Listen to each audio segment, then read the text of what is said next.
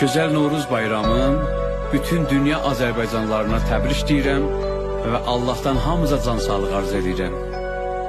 Yurdumuza yaz gelir, tez barışsın küsenler, talih size yar olsun, sevilenler sevenler.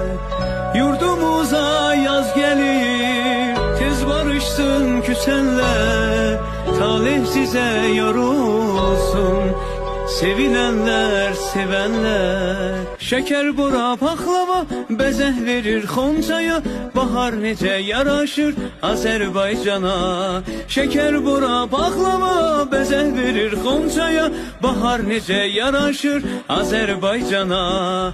Bahar nece yaraşır Azerbaycan'a.